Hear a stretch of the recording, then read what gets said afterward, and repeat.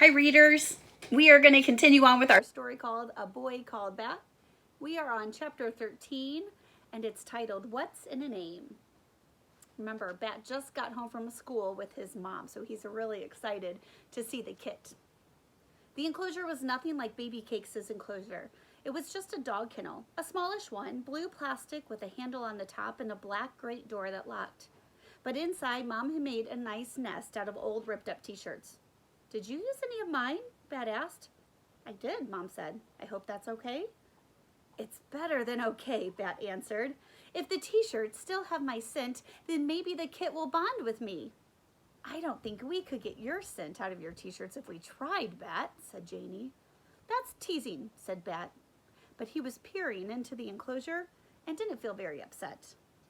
Did you use any of mine, Mom? Janie asked. No, Mom said. Don't worry. I don't see him, Bat said. I don't see him anywhere. He's definitely in there, Bat, Mom said. The door was latched and everything, and he's still too little to walk anyway. His eyes aren't even open yet. Bat unlatched the door and stuck his hand inside. Yes, there was the kit, tiny and warm, wrapped in a fold of fabric. He's safe, Bat said.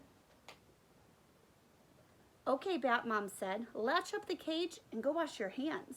Let's have a snack. At the table, Janie was smearing peanut butter on crackers. She'd gotten out a second butter knife for Bat. Bat loved peanut butter, but he could never pack peanut butter sandwiches for school lunches because Lynn was allergic to peanuts. The entire Solwet school was a nut-free zone. Janie passed a roll of crackers to Bat. Mom had heated water in the kettle and poured out 3 cups of tea. Tea and crackers and peanut butter. Wonderful. I wonder if Stripey will like peanut butter, he said, trying to be casual about the name. You know, when he's all grown up. Stripey? Said Janie. Is that what you're calling the skunk? It's a good name, Bat said. It's a really good name. Skunks have stripes.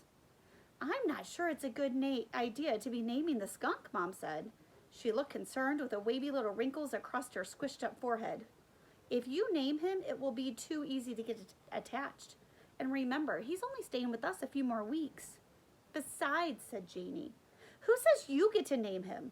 I'll bet I could come up with a way better name than Stripey. No, you couldn't, Bat said, stabbing the knife into the peanut butter jar. Stripey is the best name for a skunk. You always want to give things dumb, obvious names, Janie said. Bat felt sharp, hot tears in his eyes. Do not, he whispered. When you were 4, you named your teddy bear Barry. And last year, when that stray cat kept coming into our yard, you named her Patches. She was a calico, Bat said. Calicos look like they're covered in patches. Janie, Mom said, be nice. Oh, Bat doesn't mind, do you, Bat? Asked Janie. Of course Bat minded, but he didn't want Janie to know how much she had hurt his feelings. Well, what would you name the kit? He asked. I don't know. Give me a minute to think about it. Janie munched on crackers and Mom sipped her tea, but Bat just waited to hear what Janie would come up with next. He knew it wouldn't be as good as Stripey, and he couldn't wait to tell her so. I've got it, said Janie after a minute. Mom, he was born last Thursday, right? Mm-hmm, said Mom. And we want him to be big and strong? We're learning about mythology in school. I think we should name the skunk after the biggest, strongest Nordic god. We should name him Thor. Thor? Asked Mom. The thunder god, Janie said. It's perfect, see? Because they used to celebrate Thor's day, and now we call that Thursday. And that's when the skunk was born.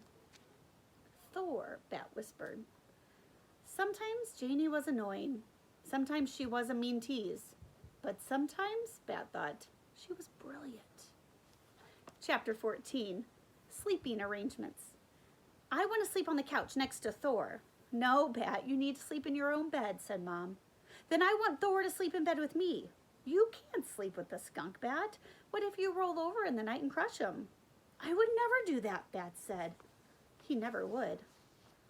Bat, honey, the skunk, Thor, interrupted Bat. His name is Thor. Mom rubbed her forehead. Fine, she said. Thor. Thor can't sleep in your bed. Thor is a wild animal. Wild animals don't sleep in beds. But in the wild, Thor wouldn't sleep alone, Bet argued. He would sleep in a pile with all of his brothers and sisters all cuddled up. I'm glad people don't sleep like skunks, Janie said. Her hair was damp from her shower and she was wearing her favorite pajamas, the ones with all the unicorns. Each unicorn was doing something different. One rocked out with a guitar, another was reading a book, another wore a chef's hat and was flipping eggs in a pan. The only thing they had in common was that they were all unicorns. Janie, did you know that a herd of unicorns is called a blessing? Bat asked. Yes, Bat, of course I know that. Every time I wear these pajamas, you tell me that. I didn't know if you remembered, Bat said. And here is Janie with her unicorn pajamas. I have a feeling there are some kids in our class with unicorn pajamas like Janie. You're not the only one who remembers things, Bat, said Janie, and then she stomped off to her room. Bat turned back to Mom. Please, he begged. No, said Mom in her firm voice, but Bat knew Mom's firm voice. Sometimes if he pushed hard enough, he could change it into her soft voice, the one that let him have his way. I could be the one to feed him, and you could sleep all night, Bat said. I know how to do it. Who do you think took care of you when you were a baby and had to eat every 2 hours, Bat? Mom asked. I took care of you and Janie. I can take care of one little skunk. If you let me help, Bat said, bargaining now, I'll promise to scrape all the extra food off my plate from now on and put it in the dishwasher after dinner. Mom smiled. I thought it was too gross to look at leftover food stuck on a plate. It is too gross, Bat said, but I'll do it anyway. Even if it made him gag. Even if it made him throw up. Besides, said Bat, I helped Thor go to the bathroom after he finished eating. If I can do that, I can do other gross things. Mom had taught Bat that baby skunks don't know how to go to the bathroom on their own when they are little babies. And if they don't pee and poop, they could die. In nature, their mother would help them learn. But since Thor was an orphan, every time he drank his formula, someone had to hold him up and rub his bottom with a wet cotton swab until he pooped and peed. That, friends, is something I did not know about baby skunks. At school, Bat had helped to clean up Baby Cakes' enclosure for a while now, and poop and pee were just part of having an animal. I'll tell you what, little Bat, Mom said, and her voice was softer now. Thor has to sleep in his enclosure, and I'm going to take care of him during the night. But you can be in charge of his daytime feedings when we are home. And tomorrow after school, instead of staying home with Janie, how about you come by the clinic?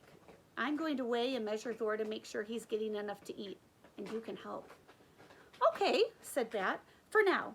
But when Thor gets bigger, big enough that I couldn't squish him in bed, let's revisit this conversation.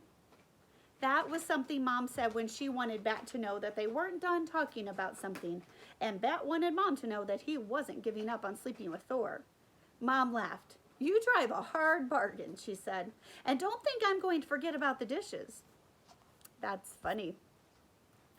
Bat really, really wants to be with Thor and feed him and sleep with him. I know I like to sleep with little animals and cuddle. Some of it would be fun, but I'm thinking more like a cat or a dog. I'm not sure I would want to cuddle up with a skunk. What about you? Chapter 15 is called Dr. Jerry Dragoo. Later in his room, when he was supposed to be sleeping, Bat climbed out of his bed and pulled his animal encyclopedia from the shelf. He flipped to the S section and found the page labeled skunk. At the top of the page was a glossy picture of a large black and white skunk nosing along a patch of dirt. In the background of the picture were hundreds of white and yellow daisies.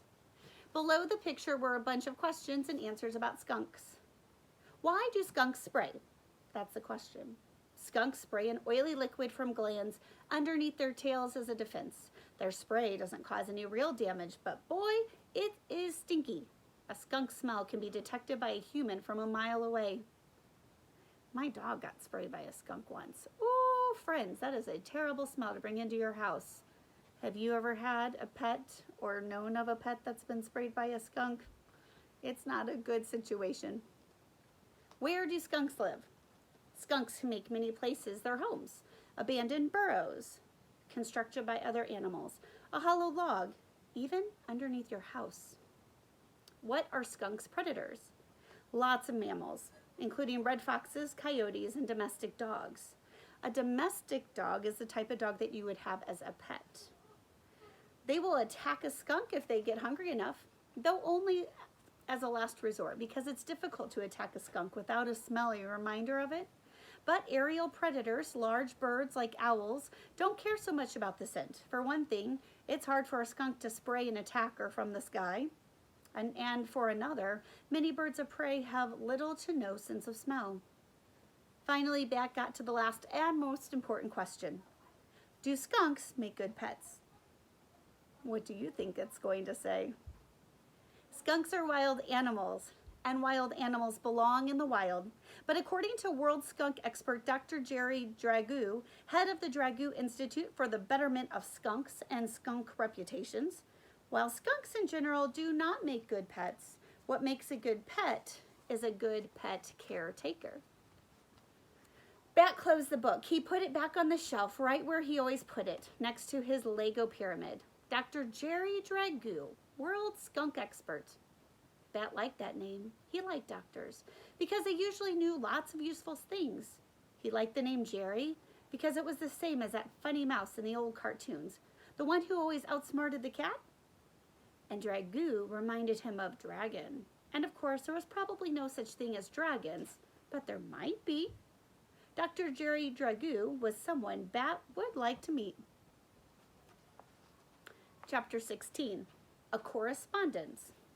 Correspondence is when you communicate with someone, maybe through a letter or an email. Let's see who the correspondence is going to go to.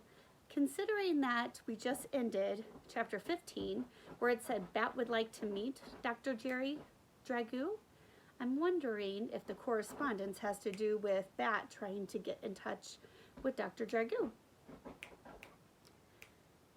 The next day, when it was time for recess, Israel stopped at Bat's desk instead of going outside with the rest of the class. Hey, Bat, do you want to play Foursquare or something? No, Bat said. He was still sitting at his desk. No, you don't want to play Foursquare? No, I don't want to play anything, Bat answered. All the other kids had left the classroom, and Bat really wanted Israel to leave too, so that he could talk to Mr. Grayson in private. But Israel kept standing there like he was waiting for something. Well, do you want to go outside and just not play anything? No, Bat said. I don't. Israel stood next to the desk for a moment longer, sort of smiling, like he was waiting for Bat to say something more. But what could he be waiting for Bat to say? In his head, Bat ran through the list of things that he was supposed to remember to say to people. Excuse me, I'm sorry, please, may I, thank you? Thank you, said Bat. Okay, said Israel, and he shrugged, and then finally he left. After Israel was gone, Bat went up to Mr. Grayson's desk. Mr. Grayson had a stack of their current events assignments in front of him, and he was making comments on each one in a green felt tip pen. Mr. Grayson, Bat said, I need your help. Mr. Grayson put the cap on his pen, set it down, and said, I'm all ears. That was a funny expression, and for a second Bat pictured Mr. Grayson made entirely of ears, with ears for eyes, and an ear for nose, and two tiny rows of little ears for teeth. Do you make a picture of that in your head? That's pretty funny. Eyes for ears, ears for eyes, an ear for a nose, and two tiny little rows of ears for your teeth? Well, said Bat, let me tell you about Thor. And then Bat told Mr. Grayson everything about the skunk kit, and about how Mom had brought him home after his mother died, about how he drank puppy formula because there is no skunk formula, about how he went to the bathroom and how he needed to eat every 2 hours, and how Mom, when she first brought him home, he was almost all pink, but now his black fur was starting to grow in, and most of all, how much Bat loved him. He sounds pretty great, Mr. Grayson said. Yes, said Bat, he is more than pretty great. He is all the way great. So how can I help you, Bat? There's a world skunk expert named Dr. Jerry Dragoo, and I want to ask his advice about something important. Okay, said Mr. Grayson. He pushed a stack of papers to one side and pulled his laptop from his satchel. He opened it and logged on. That was one of the great things about Mr. Grayson. If you said you needed help, he just helped without a lot of annoying questions. There's only one Dr. Jerry Dragoo, said Mr. Grayson. He's a professor at a university, which means he's a teacher at a big college. We can write him an email if you want. That's his email address right there. Could it really be this easy? Could Bat really just write to the skunk expert? Bat liked to send emails. He sent emails every month to his grandmother who lived in Idaho because he hated talking on the phone. Emails gave you time to think. Okay, said Bat. What do you want it to say? I can type it for you. Mr. Grayson clicked on his email icon and typed in the address. That's all right, Bat said. I like to type. Mr. Grayson let Bat sit in his chair, and Bat typed, Dear Dr. Jerry Dragoo, comma. Mr. Grayson said, you can just write Dear Dr. Dragoo. People usually don't put a person's first and last name in when they start a letter. People usually don't have a name as cool as Dr. Jerry Dragoo, Bat said. Mr. Grayson laughed. Can't argue with that, Bat went on. My mom brought home a baby skunk. She is a vet, and she had to help him be born. His mother died, but she didn't have any diseases, and neither does he. His name is Thor. I want to keep him as a pet because I know I can be a good pet caretaker. Even if I can't keep him forever, I want to at least keep him until he goes back home to the wild, not give him to the skunk rescue people. Please write back and say I can, so I can tell my mom that the world skunk expert says yes. Then she will probably let me keep him. Is that okay, Bat asked. Mr. Grayson didn't answer right away, so Bat turned and looked at him. Mr. Grayson's face was squished up, like he was trying not to laugh. Or maybe like he was going to cry? Mr. Grayson, Bat asked, what's wrong? Nothing is wrong, Bat. That's a very nice email. I will be interested to hear what Dr. Dragoo says. Me too, said Bat. And at the end of the email he typed, sincerely, Bixby Alexander Tam, parentheses, people call me Bat. And that's the end of chapter 17.